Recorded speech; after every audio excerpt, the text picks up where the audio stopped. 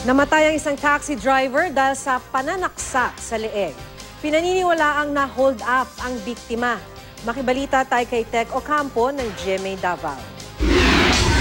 Nabulabog ang mga nakatira sa isang compound sa Barangay Matina, Davao City dahil sa isang lalaking biglang kumatok sa mga pintuan ng mga bahay. Pasado 1:00 ng madaling araw kanina nang dumating sa lugar ang lalaking humihingi ng tulong. Pero natakot daw ang mga residente kaya hindi nila pinagbuksan ang pinto ang lalaki. Bagkus ay tumawag sila sa Davao City Rescue Central 911. Naalarm mami, pero wala mi nang gawas. Pero nanay ni Singgit nga nangay pakitabang, tabang. Pagdating ng mga otoridad sa lugar, patay na ang lalaki. May dalawa pala siyang saksak sa leeg. Nakilala siyang si Romel Pareño na isang taxi driver. Sa di kalayuan, nakita ang taxi ni Pareño na nakabukas na.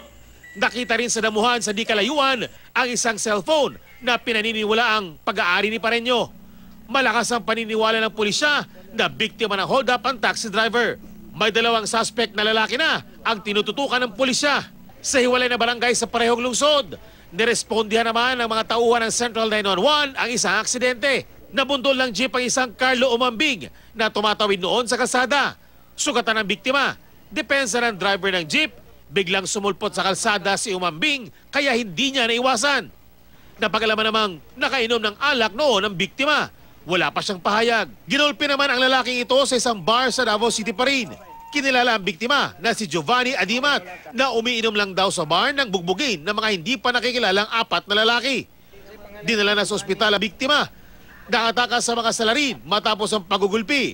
Inaalam pa kung sino sila at kung anong motibo nila. Tech Ocampo, Nagbabalita, Pilipinas.